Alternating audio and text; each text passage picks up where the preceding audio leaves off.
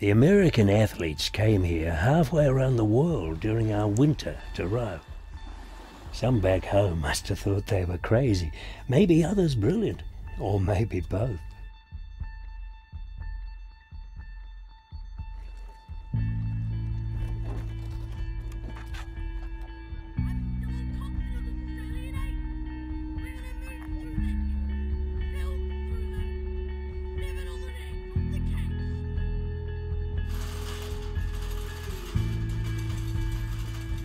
The first thing for them to learn was how to get on with it.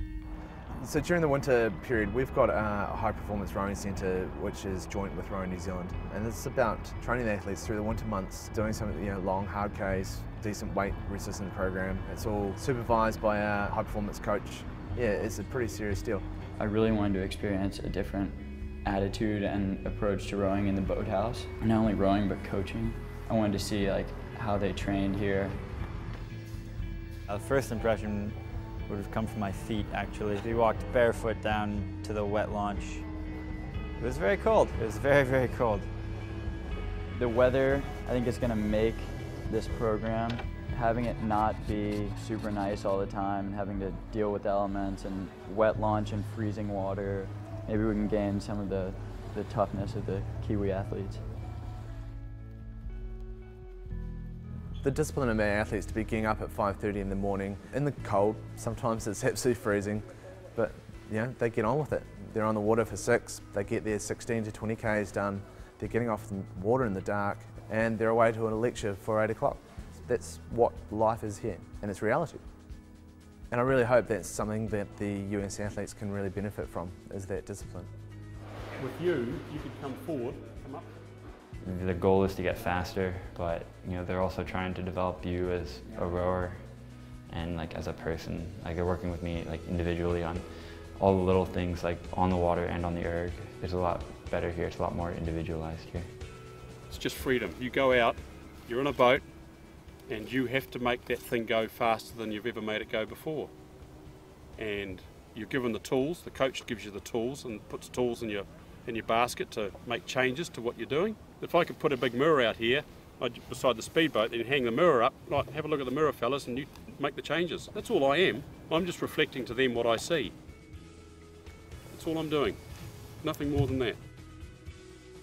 University rowing requires independence and maturity.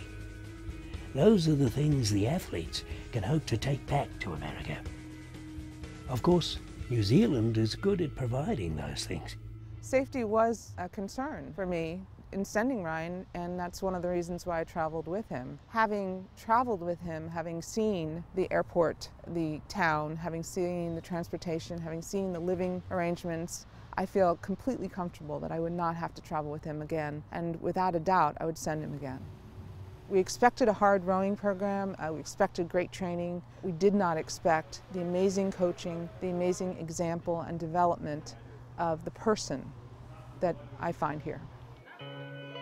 There are also other ways to grow personal independence and maturity.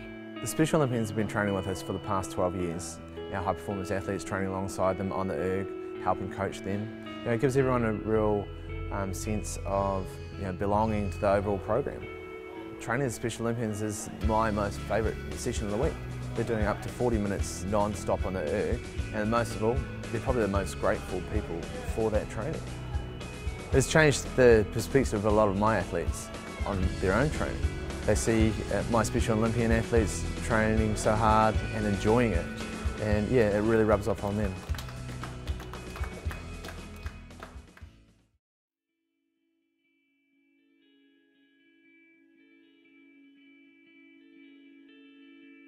There's toughness that they endure every day. They get on with it, and I think that it rubs off on our kids.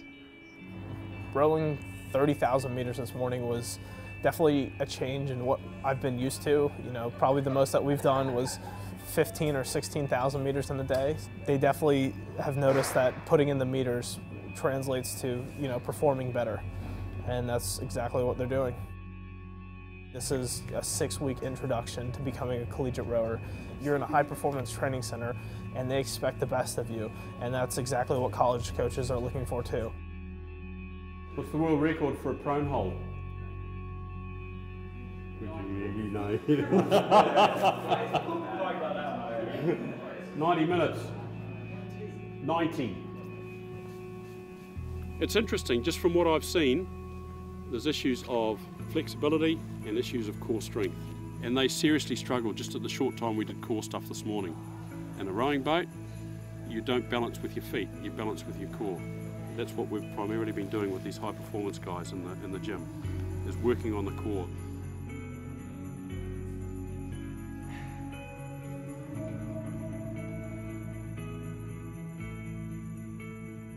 They're training harder, at a higher volume, at a higher level than they ever have. They're being broken down to their core on a near daily basis. They're pushing themselves further than they thought they could. And they're loving it. Why? Because we aim to give them a cohesive understanding of all things rowing. From weights to nutrition, to mental skills that develop a strong mind.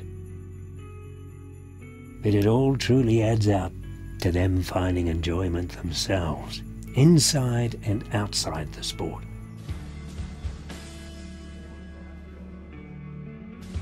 So we're about to do some bungee jumping here.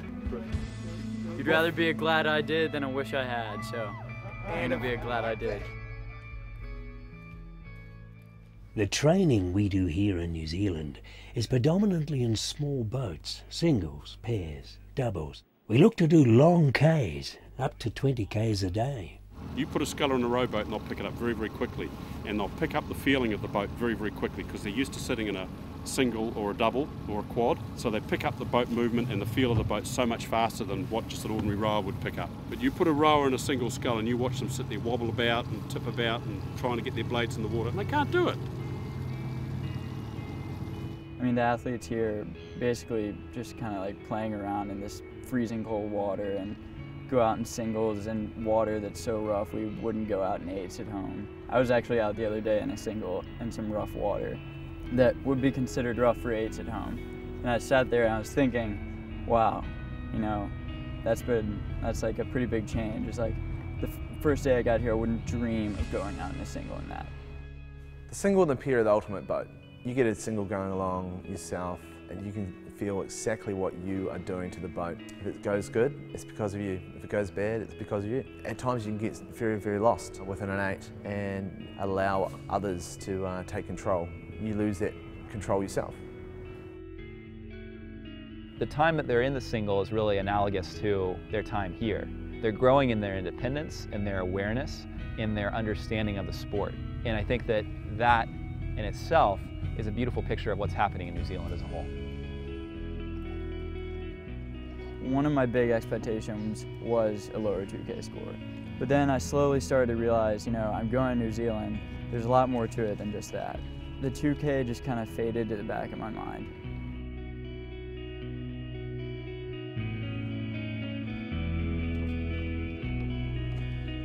The highlight of my entire trip was the conversation I had with Ryan, where he said to me, "Mom, you know, I don't have to go to practice in the morning. I go there because I want to."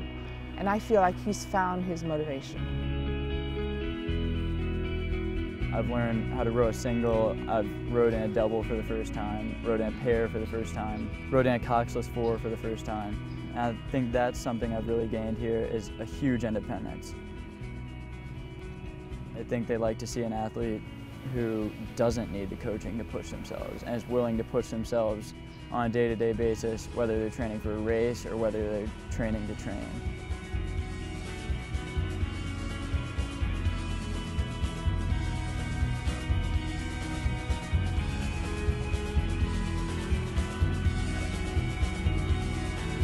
It turns out that, much like rowing, when you're willing to go beyond expectations, you gain far more than you ever thought possible.